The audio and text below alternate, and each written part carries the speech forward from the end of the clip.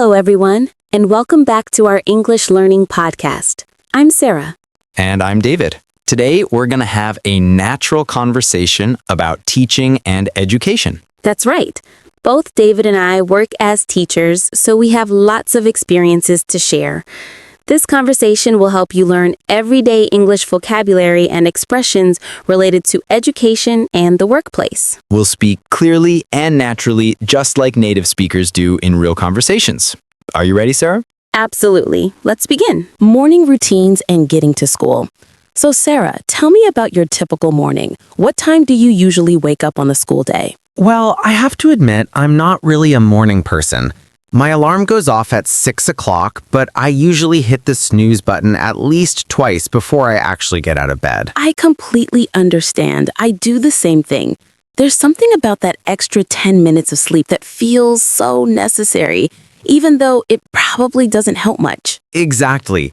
After I finally drag myself out of bed, I take a quick shower to wake myself up properly. Then I get dressed and have breakfast. I usually keep it simple, just toast with butter and jam and a cup of strong coffee. Coffee is essential, isn't it? I don't think I could function without my morning coffee. Do you prepare everything the night before, or do you do it all in the morning? I try to prepare as much as possible the night before. I lay out my clothes, pack my teaching materials, and prepare my lunch. It makes the morning much less stressful.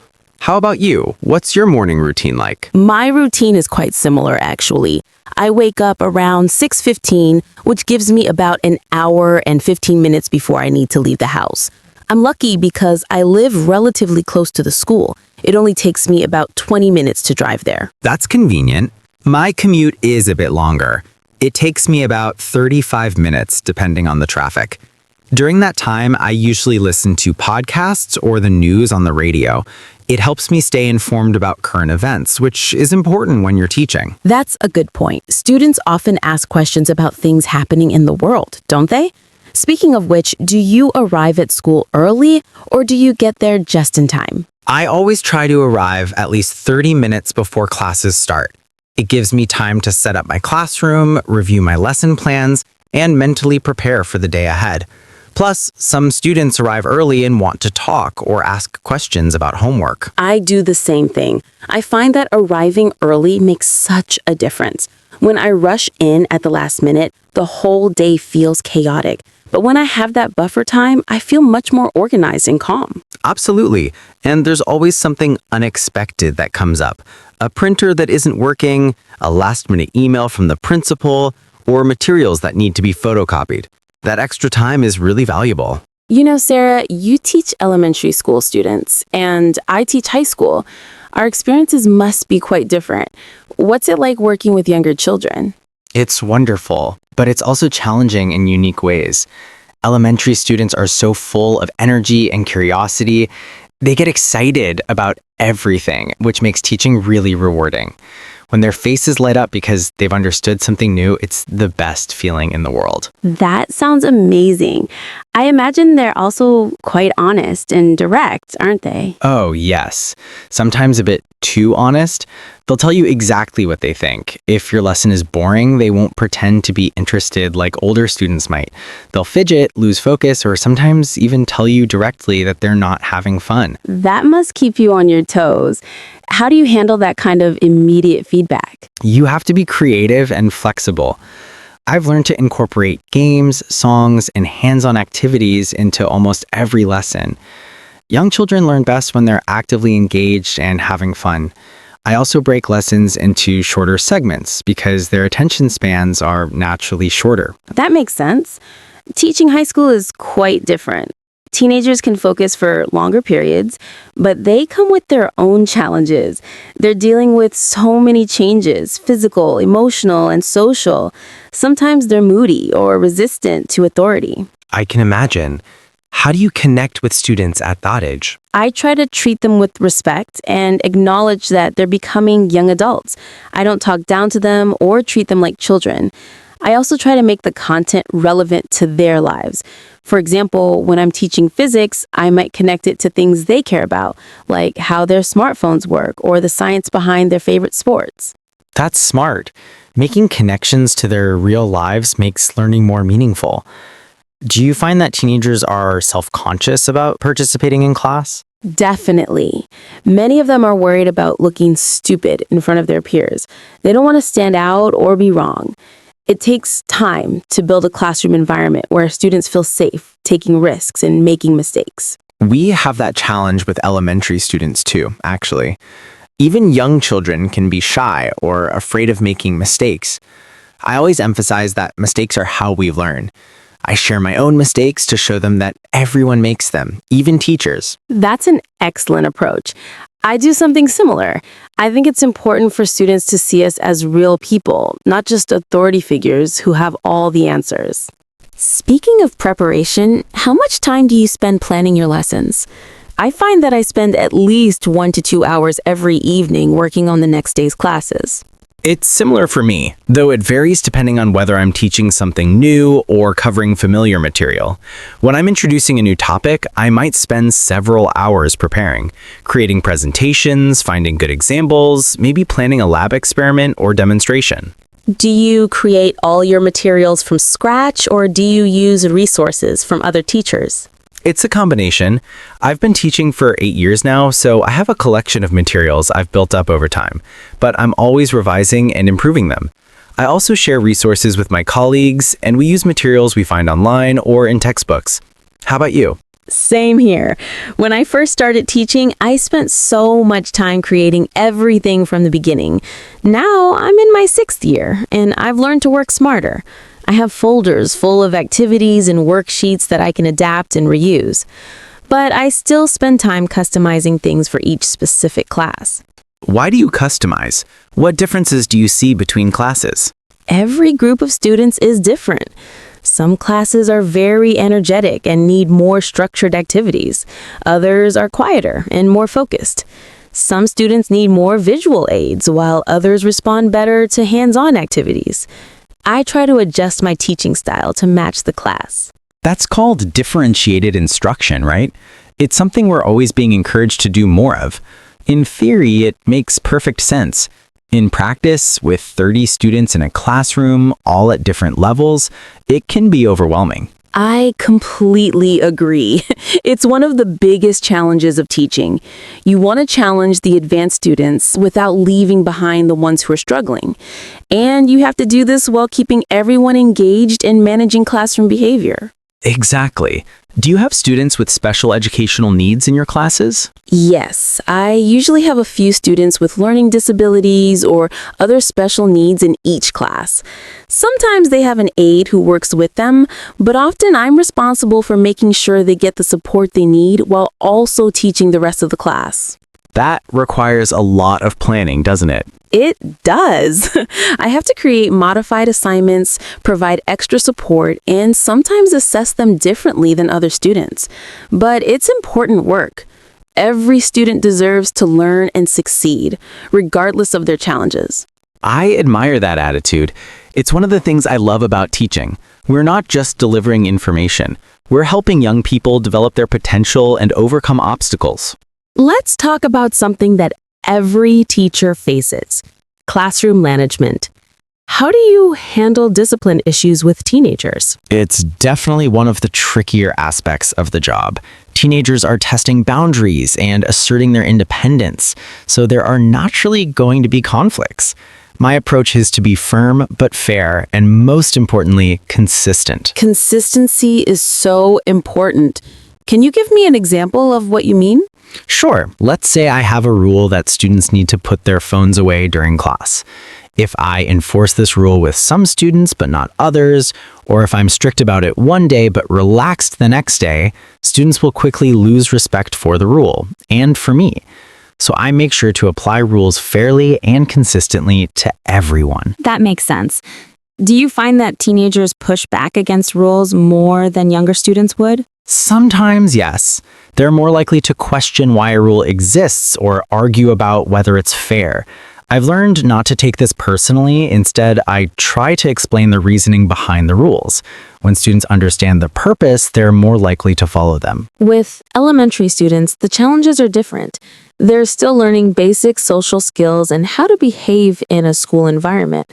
I spend a lot of time at the beginning of the year teaching routines and expectations. What kind of routines do you establish? Everything from how to line up quietly when we transition between activities, to how to ask for help, to what to do when they finish their work early.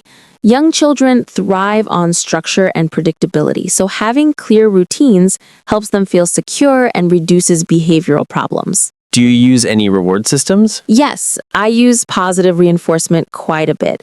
I have a system where students can earn points for good behavior, helping others, or showing improvement.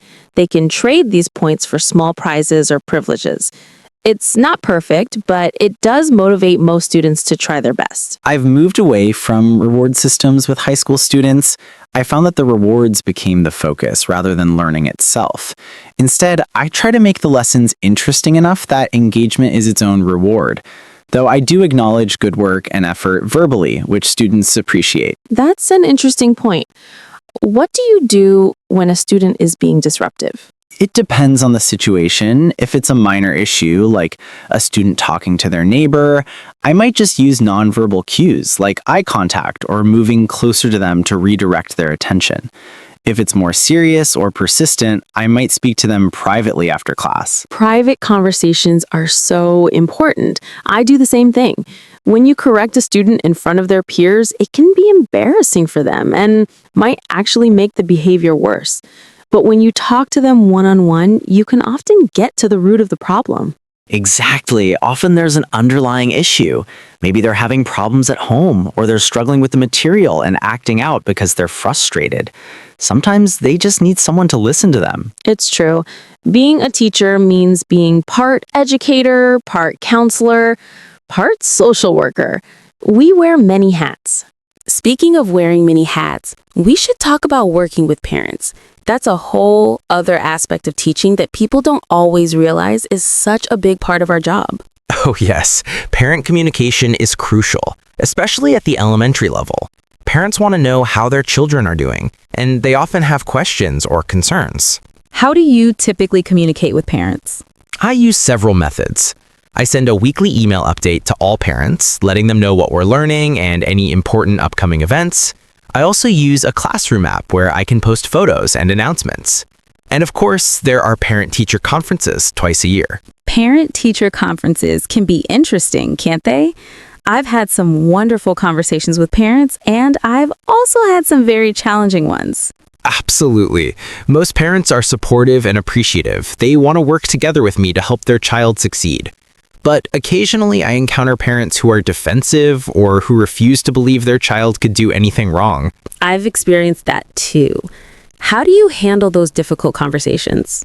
I always try to start on a positive note, mentioning something the student does well or some improvement I've seen.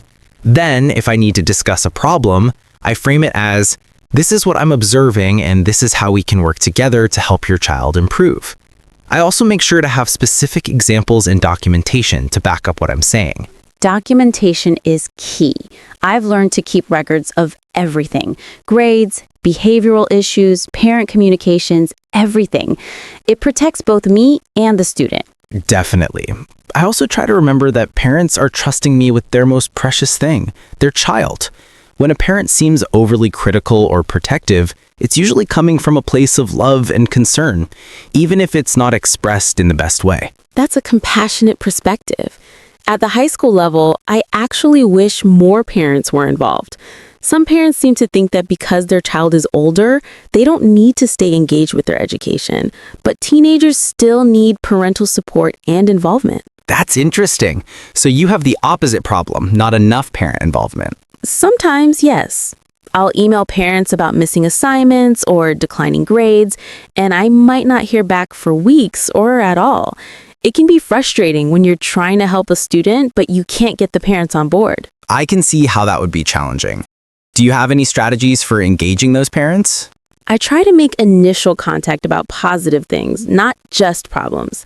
If I only contact parents when there's bad news, they start to dread hearing from me. But if I occasionally send a quick note saying, your son asked a great question in class today, or your daughter helped another student understand a difficult concept, it builds a positive relationship. That's excellent advice. Building relationships is really what it's all about, isn't it? Whether it's with students, parents, or colleagues, strong relationships make everything easier. Sarah, we've been talking about all these different aspects of teaching. Let's discuss the challenges we face. What do you find most difficult about your job? That's a good question. I think one of the biggest challenges is the sheer amount of work. Teaching isn't a 9-to-5 job. I'm at school from 7:30 in the morning until 4 in the afternoon. And then I go home and spend more time grading papers, planning lessons, and answering emails. I know exactly what you mean. People who aren't teachers don't always understand how much work we do outside of classroom hours. They think we're done when the students go home, but that's when a lot of our work actually begins. Right, and then there are the evenings and weekends when we attend school events, chaperone field trips, or participate in professional development workshops. It can be exhausting. The workload is definitely challenging. What else do you find difficult? I struggle with the emotional weight of the job sometimes. When you work with children, you become invested in their well-being. I've had students who are dealing with difficult situations at home, poverty, family problems, health issues. It's heartbreaking, and I often wish I could do more to help them. I feel the same way. We see our students struggling and we want to fix everything for them, but we can't. We have to accept that there are limits to what we can do, which is hard when you care deeply about your students. Exactly. It's also frustrating when you're working with limited resources. I often spend my own money on classroom supplies because the school budget doesn't cover everything I need. I buy books for my classroom library, art supplies, and even snacks for students who come to school hungry.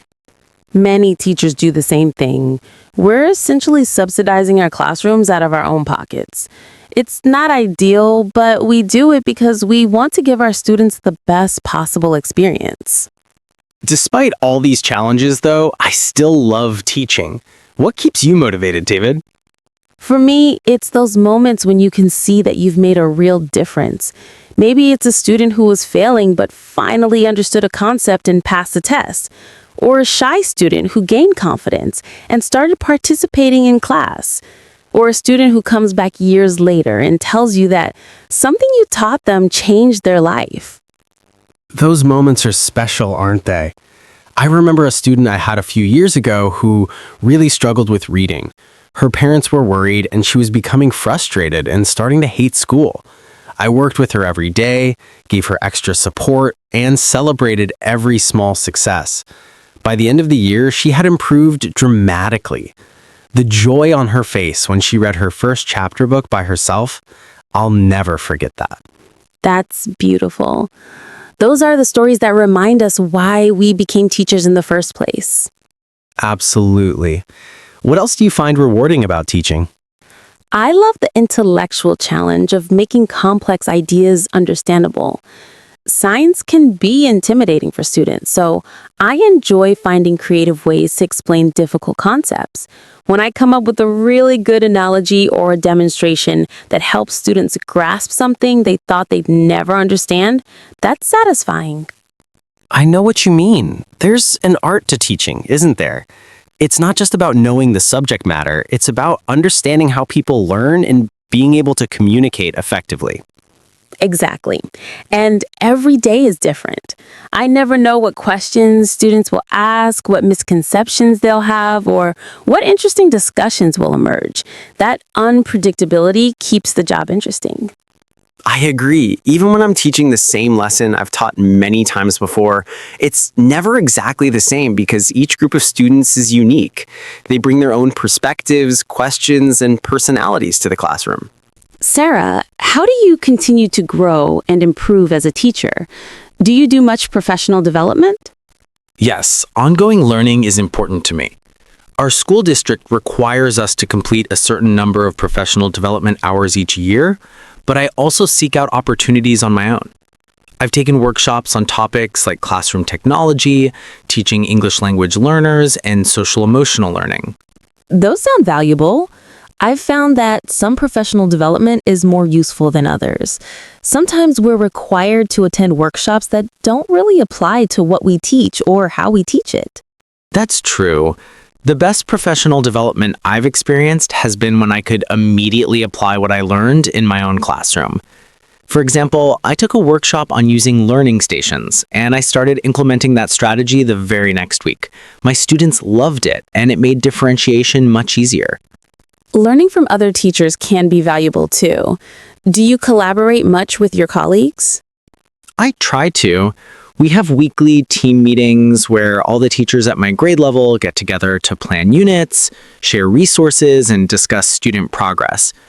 Those meetings can be really helpful, though they do take up time. I wish we had more structured collaboration time at the high school. In my department, we mostly collaborate informally, chatting in the teacher's lounge or sending each other emails. But we're all so busy that it's hard to find time for deeper collaboration. Have you considered observing other teachers? I've learned a lot by watching experienced teachers in action. That's a great idea. I haven't done that in a while, but I should. When I was a new teacher, I observed veteran teachers regularly, and it was incredibly helpful. Seeing different teaching styles and classroom management techniques gave me a toolkit to draw from. I still try to observe other teachers at least once or twice a year. Even after 6 years, I'm still learning and improving. Teaching is one of those professions where you can always get better. Absolutely. And education itself is always evolving.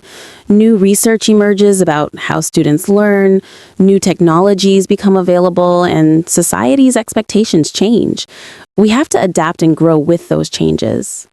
Speaking of technology, how you use it in your teaching? I use quite a bit of technology, actually. I create slide presentations for my lessons. I use online simulations and videos to demonstrate scientific concepts. And I have students do some of their work online. During the pandemic, I had to learn a lot about virtual teaching, and some of those skills have carried over to my in-person teaching. The pandemic was a challenge for all of us, wasn't it? I had to completely reimagine how to teach young children through a screen. It was exhausting, but I did learn new skills that I still use today.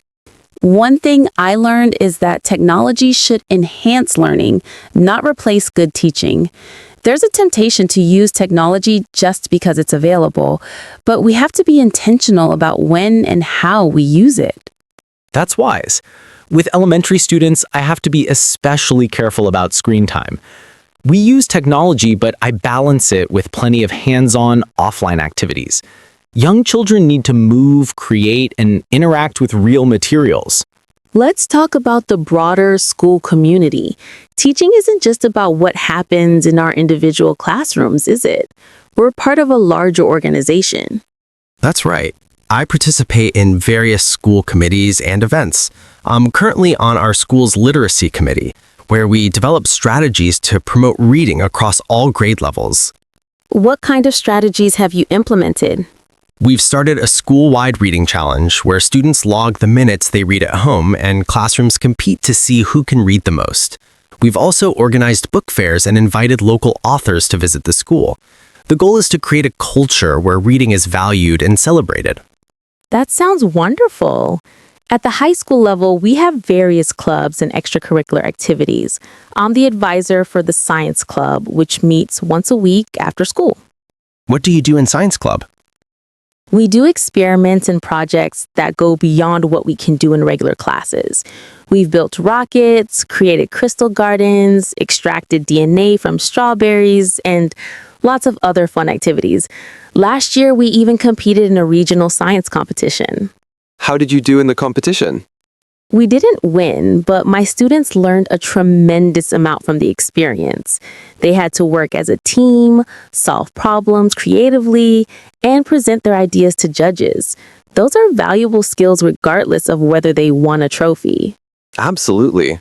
Extracurricular activities are so important for students' development. I run an after-school art club. It's only once a week for an hour, but students love it. They get to explore their creativity in a relaxed, pressure-free environment. Do you get paid extra for running the club? I receive a small stipend, but honestly, it doesn't really cover the time I put in. I do it because I enjoy it and because I believe it benefits the students. How about you? Same here. The stipend for being a club advisor is minimal. Most teachers do these extra activities because we care about providing students with rich experiences, not because of the money. It's one of the things that people outside of education don't always understand. Teachers give so much of their time and energy beyond what they're actually paid for. True. We also participate in school events like open houses, graduation ceremonies, sports games, and performances. Those things aren't required, but they help build school spirit and community.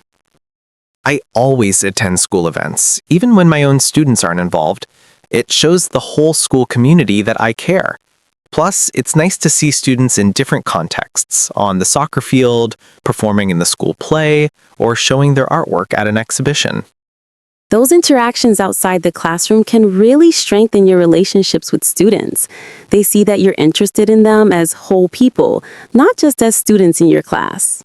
David, we've talked a lot about how demanding teaching is. How do you maintain a work-life balance? Do you feel like you succeed at that? That's a tough question. Honestly, I struggle with it. There's always more grading to do, more lessons to plan, and more emails to answer. It's hard to draw a line and say I'm done working for today. I completely understand. I often feel guilty when I'm not working because I know there's always something more I could be doing to be better prepared or to help my students more. That guilt is real, isn't it? But I've learned that I can't be an effective teacher if I'm completely burned out. So I try to set some boundaries. For example, I don't check work email after 8 in the evening or on Sunday mornings. That gives me some protected time for myself and my family. That's smart. I should probably do something similar. I find myself checking email at all hours, and it's stressful. How else do you take care of yourself? I exercise regularly. I go running 3 or 4 times a week. It helps me manage stress and gives me energy. I also make sure to maintain friendships and hobbies outside of teaching. It's important to have an identity beyond just being a teacher. You're right. I love teaching, but I can't let it consume my entire life. I make time for my family and friends, and I have hobbies too. I enjoy painting and gardening. Those activities help me relax and recharge. Do you feel like other people understand how demanding teaching is? Not always. I've had friends or family members make comments like, "It must be nice to have summers off," or "You're lucky you finish work at 3 o'clock." They don't realize that we work far more than our contracted hours during the school year. I've heard those comments too. The summer break comment especially bothers me because, first of all, we're not paid for the summer. Our annual salary is spread out over 12 months, but we only work 10 months. And second, we often spend part of the summer taking professional development courses or preparing for the next school year. Exactly. And we don't finish work at 3 o'clock. That's when students leave, but we're still at school for at least another hour or two, and then we work more at home in the evenings. It sounds like we're complaining, but I think it's important to talk about these realities. Teaching is a profession that requires tremendous dedication and often personal sacrifice. I agree. At the same time, I want to emphasize that despite the challenges, I genuinely love my job. I can't imagine doing anything else. The rewards, seeing students learn and grow, make all the hard work worthwhile. I feel the same way. On my most difficult days, I remind myself why I became a teacher. I wanted to make a positive difference in young people's lives. And even though the job is harder than I imagined when I started, I'm still fulfilling that purpose. Let's talk about the future of education. Where do you think teaching is headed? How might it change in the coming years? That's a fascinating question. I think technology will continue to play a bigger role in education. We're already seeing artificial intelligence being used to personalize learning, virtual reality being used to create immersive educational experiences, and online platforms that allow students to learn at their own pace. Those technologies sound exciting, but do you think they could ever replace teachers? No, I don't think so. Technology can be a powerful tool, but it can't replace the human connection that's at the heart of good teaching. Students need caring adults who know them as individuals, who can encourage them when they're struggling, and who can inspire them to reach their potential. A computer program can't do that. I agree completely. The relationship between teacher and student is irreplaceable. That said, I do think technology can help us be better teachers. For example, if technology can handle some of the administrative tasks in grading, that frees up our time to focus more on actually working with students. That's a good point. What other changes do you think we'll see in education? I hope we'll see more emphasis on social emotional learning. Academic skills are important, but children also need to develop emotional intelligence, resilience, empathy, and the ability to work with others. These skills are crucial for success in life and work. I agree. The world that today's students will enter as adults will be very different from the world we grew up in. We need to prepare them not just with knowledge, but with the ability to adapt, think critically, communicate effectively, and solve complex problems. Critical thinking is so important. Rather than just memorizing information, students need to learn how to analyze information, evaluate sources, and think independently. With so much information available online, some of it accurate and some of it not, students need strong critical thinking skills. Absolutely. We also need to help students become lifelong learners. The specific facts they learn in school might become outdated, but if they develop a love of learning and know how to learn new things, they'll be able to adapt to whatever the future holds. That's a great point. How do you foster a love of learning in your students? I try to model it myself. I share my own curiosity and enthusiasm for science. I talk about new discoveries I've read about, questions I'm still wondering about, and times when I've changed my mind based on new evidence. I want students to see that learning doesn't stop when you become an adult. I do something similar. I read aloud to my students every day, and I make sure they see how much I enjoy books. I also share my own creative projects with them. When they see adults who are excited about learning and creating, it influences their own attitudes. What do you hope the future of education will look like? I hope we'll see smaller class sizes so teachers can give more individual attention to each student. I hope teachers will be better compensated for the important work we do. And I hope society will recognize teaching as the vital profession it is. Those are worthy goals. I'd add that I hope we'll continue to make education more equitable, so that every child, regardless of their background or circumstances, has access to excellent teachers and resources. That's crucial. Every child deserves a high-quality education. That's what we're working toward every day in our classrooms. Well, Sarah, we've covered a lot of ground in this conversation. We've talked about daily routines, classroom management, working with students and parents, the challenges and rewards of teaching, and even the future of education. It's been a great conversation, David. I hope our listeners have learned some useful English vocabulary related to education and teaching. More importantly, I hope they've gained insight into what teaching is really like. For our listeners who are learning English, remember that the best way to improve is through practice. Listen to conversations like this one, read English materials, watch English videos, and most importantly, try to use English yourself in conversations or writing. Exactly. Don't be afraid to make mistakes.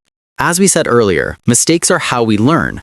Every teacher knows this, and every successful language learner has made countless mistakes along the way. If you're interested in becoming a teacher, I'd encourage you to pursue that dream. Yes, it's challenging, but it's also one of the most meaningful careers you can have. You'll touch countless lives and help shape the future. And if you're a parent or community member, thank you for supporting education and teachers. We need partnerships between schools, families, and communities to give children the best possible educational experiences. Thank you for joining us today, everyone. Keep practicing your English, keep learning, and keep growing. This has been Learn English with Podcast. I'm Sarah. And I'm David. Until next time, goodbye. Goodbye, everyone.